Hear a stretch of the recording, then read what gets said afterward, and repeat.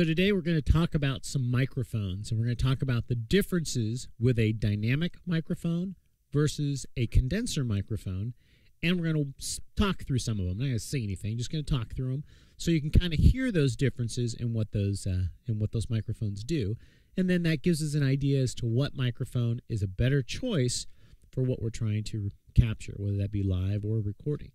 So we'll start with the dynamic microphone, and we'll talk a little bit about the design and sort of the concept of a dynamic microphone. So a dynamic microphone, this is kind of a classic example of one. This is a handheld live type microphone. This is the AKG version. This is the D5. So this has a capsule that has a diaphragm, a voice coil, and a magnet. And so that magnetic field is what the sound wave goes through the diaphragm. The sound wave is generated in that magnetic field, creating the electric pulse of the sound wave. And so a magnetic field is a very low field. I mean, this is not a very strong source. So these are very low output. A dynamic microphone is very low output. So that magnetic field is how that signal is being generated, the electrical signal. All right? So dynamic microphones tend to be very robust. They tend to be great for live vocals. That's, again, kind of a classic standard use of a dynamic microphone. They tend to be not as quick to respond. Again, is less output, not as much output on the microphone. And again, this will sound kind of negative. It's not necessarily a negative. There are some good things about a dynamic as well. Let me go ahead and switch to this one. I'm running through the Midas board. And so I have the gain kind of set. And so you can hear the difference. You know, this microphone is okay, but definitely you hear a difference with this microphone. So one of the things that a dynamic microphone does that can be a real positive, and this one does it quite a lot, is enhance the proximity effect. Proximity effect is when you get up close to the diaphragm, we get an increase in the low frequency. So as I get closer to the microphone, obviously it gets louder, but it also, you get a bump in the low frequency. As I back off, you hear that low frequency back off. And so fairly noticeable here where you have that. This is the classic radio voice. You know, hey, it's WXYZ coming to you live. So you get that enhanced low frequency, all right? And again, it's how you work the microphone. That can be a real positive thing. Now, also, you'll just hear there's kind of some frequency change as I move in and out on this microphone. Again, the low frequency is the biggest thing. Now, this is also a cardioid, which we're going to do another video talking about polar patterns. So it's a cardioid microphone, and it's single pattern, doesn't change or anything. And so, again, great for vocals. Now, not every dynamic microphone has that enhanced proximity effect. There's another mic that I want to show you, and it's very unique in what it does, and you'll get to hear that. Let me switch here.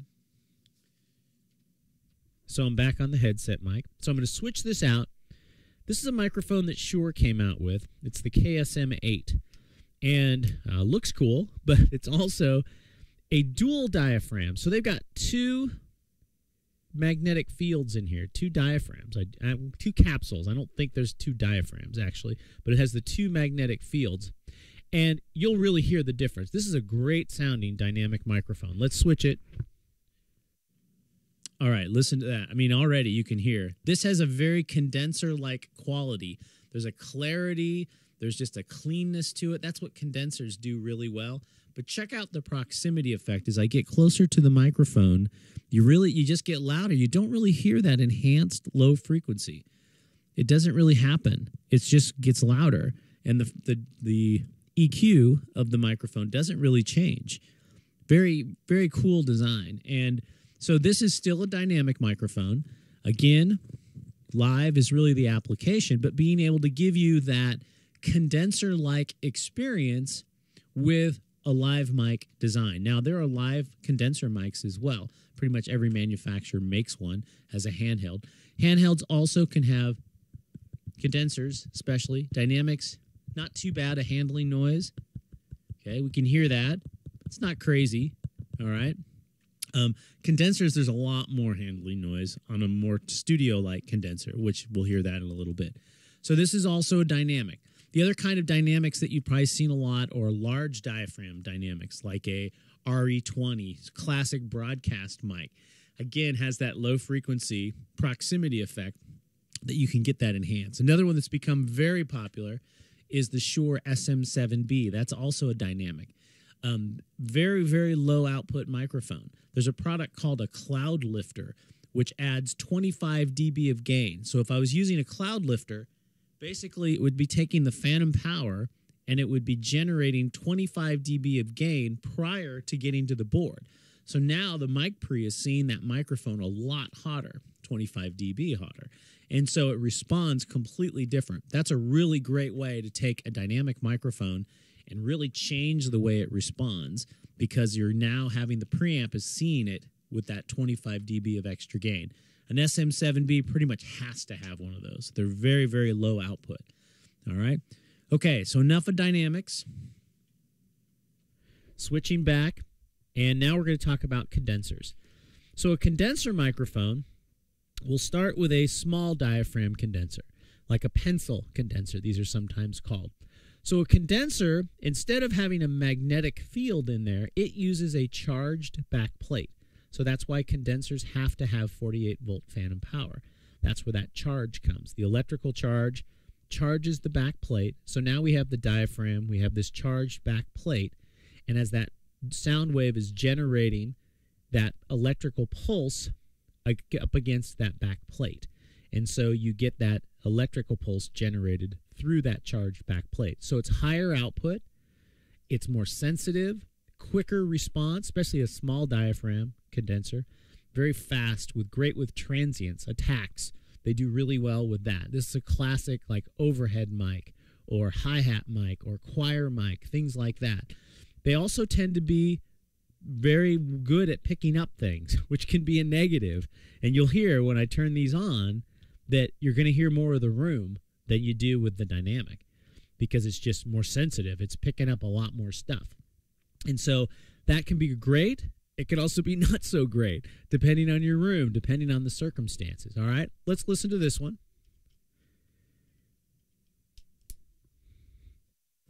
Now I'm going to have to adjust the gain here because I had a lot more gain. So I'm backing the gain off.